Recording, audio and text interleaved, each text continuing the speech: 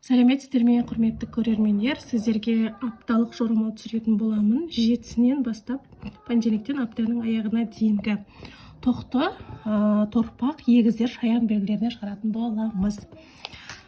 Тоқты, торпақ, шаян белгілерін осы апта не күтеді? Тоқты, торпақ, шаян белгілерін қандай өзгерістер күтеді? Бірінші кезекте тоқты, торпақ,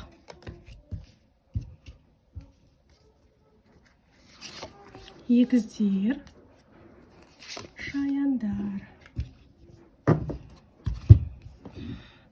Тоқты белгілері сіздерге бір сыйлық келетін болады бұл аптада. Қолдарыңызға сыйлық түседі, немесе ақша түседі, немесе күтіп жүрген зарплаталарыңыз түседі, немесе бір осы күнге дейін жасаған жұмыстарыңыздың бір результатын, жемісін жейсіздер жалпы. Жалпы апталарыңыз өте керемет. Аптаның басында алғашқы 2-3 күнде көңіл күйіңіз төмен болуы мүмкін, шаршауыңыз мүмкін жұмыстан. Бірақ аптаның аяғында соның результатын көресіз.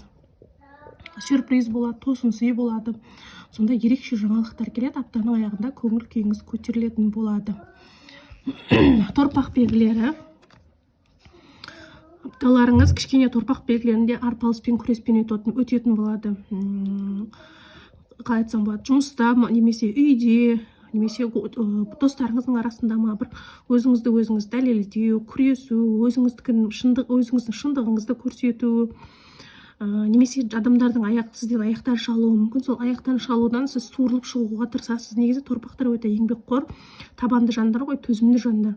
Сіз аяғыңыздан адамдардың шалғаны, немесе көңіл күйіңіздің түскенін, адамдардың сізге жасаған шабуылдары деген сияқтылардан сынбайсыз. Сіз соларға қарсы күресесіз. Бір өмірге деген бір күрес болады осы апта. Күрес соңында күреспен өтетін боласыздар. Бірақ жаман емес, артынан күн шығады деп тұр. Сіздерге күресіңіздің жемісін көресіз. Енді бұл қысқаша апталық қана жорамал болғандықтан осылай көрсетіп тұр. Бұл апта эмоциональный және күреспен өтеді. Барынша сабырлы болыңыздар, төзімді болыңыздар. Сіздер онсыз да төзімді жансыздар, сондықтан түбінде жемісін жейтін боласыздар. Үшінші, егіздер. Бұл апта сіздерге біреу келуі мүмкін, бір қолыңыз сұрайды ма, тұрмысқа шық деп, немесе сіз біреуге ұсыныс жасайсыз, егер ер адам болсаңыз, немесе жұмысыңызда сізге жоба береді. Осындай жобаны мына уақытта бітіріп таста, немесе үйде тапсырма беріледі. Ана жұмысты істе, мына жұмысты. Жалпы махаббатты көрсетеді бұл карта. Тұрмысқа шығу ұсыныс, немесе жұмысты көрсетеді. Сізге өте көп жұмыс береді. Үйіңізде де көп жұмыстар жасайсыз. Үйдің тірлігі жиналып қалады. Жұмыста жобаңыз бар, тірлігіңіз бар, жалпы уақытыңыз жоқ. Жан-жақтама қимылда, физически қимылда көрсетеді. Не жұмыспен әуре боласыздар, не махаббатпен әуре боласыздар, немесе екеуі де бірдей қатар болуы мүмкін. Кішігірім шаршау, арпалыспен өтеді апталарыңыз, егіздер. Шаяндар, сіздердің апталарыңыз жақсы, өте жақсы. Көңіл күйлеріңізде көтеріңкі болады, бір эмоциональный қуаныш болады, бір қалай айтсам болады, бір жарысқа қатысасыз ба, немесе конкурсқа қатысасыз ба, немесе бір жоба, бір сондай қорғайсыз ба. Жалпы көпшіліктің арасында бір сынға алынатындай бір жоба қорғайтын боласыз. Немесе коллективтердің ішінде шығып суырылып сөз сөйлейсіз, немесе оқып жүрген болсаңыздар, оқуыңыздан тест тапсырасыз. Отбасылы адам болсаңыз, отбасыңызбен қарым-қатынасыңызды жақсартасыз. Жалпы барлық жағдайда бір сіздің біліміңіздің, тәжірибеңіздің шыңдалатын уақытысы. Шыңдаласыз, әрине соның жемісін көріп бастайсыз. Және жалғыз болмайсыз бұл жолда. Қасыңыздағы коллективтеріңізбен, немесе бірге оқыған адамдарыңызбен, немесе отбасыңызбен бірге осы дайындыққа дайындалатын боласыздар. Оқу, білім, шығармашылық, жұмыс, карьера, отбасы, осымен уақыттарыңыз өтетін болады. Апталарыңыз өте жақсы. Келесі кезекте бізде арыстандар, бикештер, таразы, сары шаян. Осы апта 7-сімен ертеңмен аптаның аяғына естеріне күтеді. Арыстандар, бикештер, таразылар, сары шаяндар. Апталарыңыз қалай болады көретін боламыз. Аптада сіздерді не күтеді? Қандай жақсы жаңалықтар бар сіздер үшін?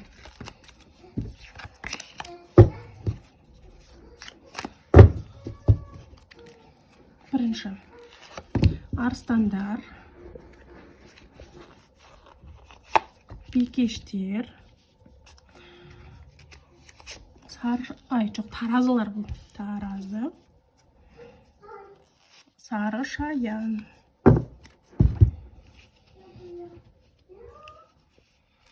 Арыстандар, апталарыңыз бір тыныш өтеді, бір қалыпты, тыныш күйде, эмоционально жалғыздықта деп айтуға болады. Жалғыз қалып ойланасыз ба, немесе тек өз отбасыңызбен ғана өткізгіңіз келеді ма, ары бері жиындарға барғыңыз келмеуі мүмкін. Кешіріңіздер. Жалпы арыстандар солай тыныштық күй, миыңыздың тыныштығын қалап тұрасыз, у-шуды жақтырмайсыз, ешқайда шыққыңыз келмейді.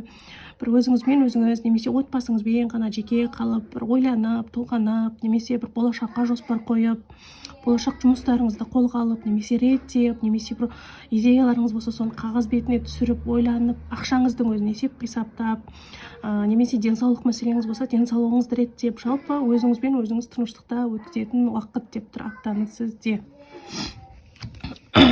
Келесі кезекте бикештер. Бикештер, сіздер бір күтуде боласыздар. Ақша күтесіздер ма, немесе жұмысқа бірнеше жерге резюме тастадыңыздар, соның жұмыстың результатын күтесіздер ма, қабылдайды, қабылдамайды деген сияқты. Немесе денсаулықтарыңызды тексертіп жүрген болсаңыздар, соның результатын күтесіздер. Немесе бір үйленейін деп ұсыныс жасап, немесе бір қыздан, немесе бір жігіттен жауап алғыларыңыз келсе, немесе соны күтесіздер.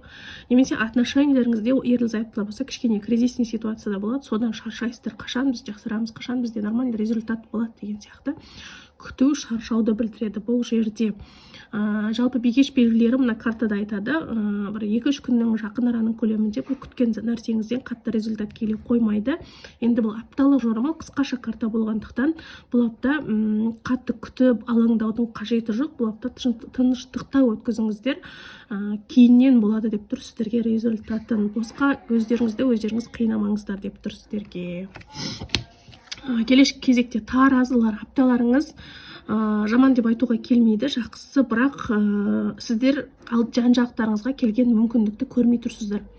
Қолдарыңызға, жан-жақтарыңызға жұмыстан ұсыныс түсіп тұр, немесе қолдарыңызға билік келіп тұр, немесе сіздерге белгісіз көрінбейтін жолдан бір ақша келіп тұр, немесе қасыңыздағы жолдасыңыздың жақсылығы ма, жалпы жан-жағыңыздағы керемет жақсы мүмкіндіктерді көрмей тұрсыз, тұйықталып, іште эмоция, негізі таразылар өздері іштері өз миларында барлық нәрсені саралап таразылап жүреді ғой, өздеріңізбен миларыңызды таразылап айтсыздар, былай жасасам ба, былай жасасам ба, алдыңызға келген мүмкіндіктің өзін дұрыс пайдаланбай, дұрыс көрмей, соны дұрыс па, дұрыс емес па деп дұрыс шешім қабылдай алмай тұрсыздар. Сіздерге желательно шешім қабылдап, мүмкіндікті қолданып үйрену керек. Себебі апта жаман емес, жан-жағыңызда сізге жақсылықтар келіп тұр. Немесе жолдасыңыз, отбасыңыздың, күйеуіңіздің, немесе жігітіңіздің, немесе коллектив, жаныңыздағы отбасыңыз, жақын деген адамдарыңыздың біреуі сізге мүмкіндіктер беріп тұр, көмектескісі келіп тұр, немесе сізге жақындағысы келіп тұр, бірақ сіз қабылдағыңыз келмей, қорқып тұрғандай болып тұрсыз, немесе тоже келіп тұрған мүмкіндікті, келіп тұрған ақшаны ұстауға қорқып тұрсыздар. Таразылар, ешкімнен қорқпай, барынша мүмкіндікті пайдалана біліңіздер.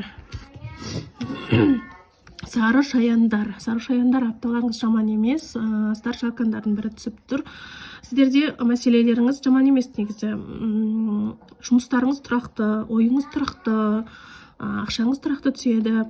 Тағы да денсаулық жағынан бірақ кішкене қиындықтар бар. Денсаулығыңызды результатын уайымдап отырсыздар ма, немесе тексерілуге баруға ойланып қорқып тұрсыздар ма, немесе результатынан қорқып тұрсыздар ма, немесе бала көтергісі келіп жүрген саршаяндар соны уайымдап тұрсыздар ма, немесе аяғы ауыр саршаяндар болса, кішкене сол бала жағын қалай болса, онан қалай болады деп кішкене жалпы денсаулыққа қатысты, немесе балаға қатысты, балаңыз бар сіздің, мүмкін балаңызды уайымдап тұрсыз, сондай бір денсаулық, немесе өзіңіздің балаңызды уайымдау деген сияқты кішігірім, қазір бара бер, кішігірім сондай тұрақсыздық бар, бірақ басқасының бәрі өте тұрақты. Денсаулығыңызда ондай қатты мазалайтындай проблема жоқ, ақшаңыз тұрақты, жұмысыңыз тұрақты, биліктің де барлық нәрсе өз қолыңызда, тәжірибелі адамсыз.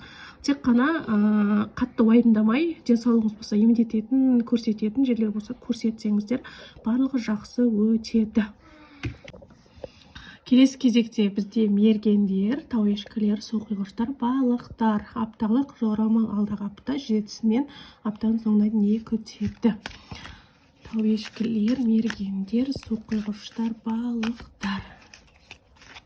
Мергендер, тауешкілер, суқойғыштар, балықтар. Апталарыңызды көретін боламыз.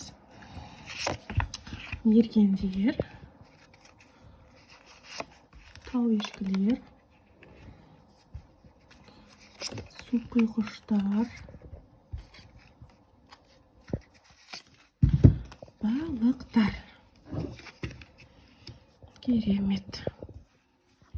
Мергендер, апталарыңызда бір нәрсенің кішкене жетіспеушілігін көрсетеді. Кішкене кішігірім кризисный ситуация. Қайтсам екен, бір жоқ деуге келмейді, немесе көп деуге де келмейді. Бар, бірақ жетімсіз болып тұр. Мүмкін ақшаңызды үнемдеп жұмсай алмай жатсыз, ақшаңызды қорғап тұруыңыз мүмкін. Ақша бар, бірақ қажеттіліктеріңізге дұрыс жетпейді. Кредит, күнделікті тамақ кетеді, бірақ өзіңізге қалмайды. И соны қортып ойланып тұрсыз, не істеймін деген сияқты, ақшаңызды қалай жұмсарыңызды білмей, ақшаңызды қорғап тұрсыз. Немесе сізден біреу қарызға ақша сұрап тұр, қарызға ақша бергіңіз келмей, ақша жоқ менде деп ақшаны бермей тұрсыз. Немесе адамдар сізге тоже ақша жағынан, материальный жағынан және эмоциональный сізге тоже көмектеспей тұр.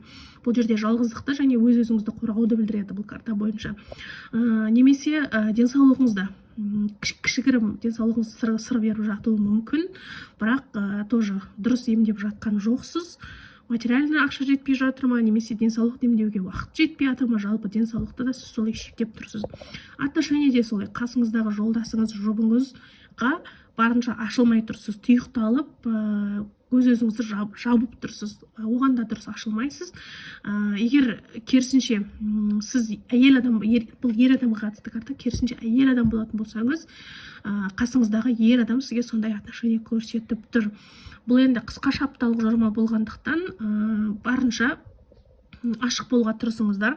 Совет ретінде өздеріңізді жаба бермеңіздер, тұйықтала бермеңіздер, адамдармен араласып ортаға кіріп үйреніңіздер, сол кезде дұрысталады. Үйде жата бергеннен, жабылып қалудан, тұйықталудан еш нәрсе жақсарып кетпейді. Екінші, тау ешкілер. Тау ешкілер сіздер бір ойлану үстіндесіздер. Қортып атсыздар, сіздерге немесе ұсыныс келді ма, немесе махаббаттан, немесе жұмыстан ұсыныс келді ма, соны ойланып тұрсыздар, жасайын ба, жасамайын ба деп, елу болып. Немесе бірнеше жерге резюме тастадыңыздар, қайсысы жұмысқа қабылдай ма, мені қабылдамай ма деп ойланып тұрсыздар. Немесе махаббатта да сол, сүйген адамдарыңыздар сізді ренжітіп, немесе сізді ренжітіп алуы мүмкін тоже. Отношениеміз дұрыстала ма, дұрысталмай ма деп махаббаттағы да ойлануды білдіреді. Бұл апта жалпы осындай кішігірім ойлану, толғану, переживать ету, сондайдың аптасы болып тұр. Және де бұл аптада білдіреді, негізі түпінде ойланған нәрсеңіз қолыңызда деп тұр, өзіңізге келеді деп тұр. Мысалға жұмысқа резюме тастаған болсаңыз, ол міндетті түрде сізді қабылдайды. Махаббатыңыздағы қол жеткізе алмай жүрген адамыңыз болса, қол жеткізесіз түбінде.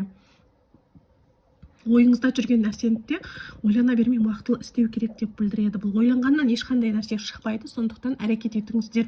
Тау ешкілер сол кезде результатын көресіздер. Су құйғыштар, апталарыңыз жаман деп айтуға келмейді, негізі жақсы, бірақ бұл жерде сіздерге бір адамның әсері тиюі мүмкін. Сізге бір артыңыздан адамдар өсек айтады ма, немесе сіз адамдардың артынан сөз айтып жатсыз ба, жалпы бір адамдардың не сізге қастандық жасап жатыр, не сіз біреуге қастандық жасап жатсыз.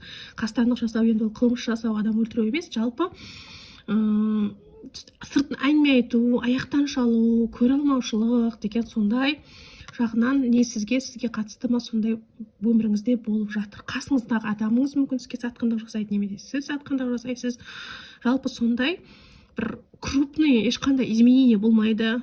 Крупный ақша, крупный бизнес, крупный жұмыс, крупный отбасылық ажырасу, татуласу деген крупный еш нәрсе жоқ. Бірақ бір-бірлеріңізді сөзбен аяқтан шалу, бір-бірінің артынан сөз айту, соған настроение түсу, соған бола уайымдау, бір сондай сөзге еретін апта болып тұр, су құйғыштар. Желательно, егер сіз сондай адам болсаңыз, ешкімнің артынан сөз айтпауға осы апта тырысыңыз, немесе сіздің артыңыздан сөз айтып жатқан адамдарды барынша елемеуге тырысыңыз. Басқа нәрсенің барлығы сіздерде жақсы. Балықтар. Балықтар, сіздерде апталарыңыз өте керемет. Колесо фортуна бұл деген өмірлеріңізде кардинальный изменениені көрсетеді. Бір үлкен өмірлеріңізде үлкен перемен болады, үлкен өзгеріс болады. Өмірлеріңіз 180 градусқа дейін өзгереді. Мысалға, үйде отырған декреттегі адамдар болсаңыздар, резко жұмысқа тұрасыздар, сендер сол жұмыстың результатын көретін боласыздар. Жұмыс жасап, өмірлеріңіз өзгеретін болады. Немесе әбден жұмыстан шаршаған адамдар болсаңыздар, жұмыстарыңызды тастап, полностью үйде демалатын, немесе үйде шығармашылықпен айналысатын, сондай өмірлеріңіздің 180 градусқа өзгерісі. Немесе бала көтере алмай, бала сүйгісі келіп жүргендер, бала көтересіздер. Тоже қуаныш, изменение. Немесе екіқабат болсаңыздар, балаларыңызды босанып, жаңағыдай қолдарыңызға алып, апталарыңыз сондай ерекше изменениемен болатын болады. Тақта немесе денсаулық мәселелеріңіз қиындық тудырып жүрген болса, осы апта денсаулықтарыңыз өте жақсаратын болады. Махаббатта, отношениеде жұбы бар балықтар болса, тоже жұбыңызбен қарым-қатынасыңыз не 180 градусқа өзгеріп жақсарады, немесе полный отношенияны тоқтатып екіге кететін боласыздар. Жалпы өміріңіз осы күнге дейін қалай сүріп келдіңіз, соның 180 градусқа өзгеріп басқа адам болатыныңызды білдіреді балықта. Жалпы құрметті достар, бұл апталық жорамал, қысқаша, енді айлық емес, және общий жорамал. Әркім өзінің туған күн датасымен, натальный картамен жеке консультация алғыларыңыз келсе, профильде WhatsApp-та номер бар, соған шықсаңыздар болады. Апталарыңыз сәтті өтсін барлықтарыңызға.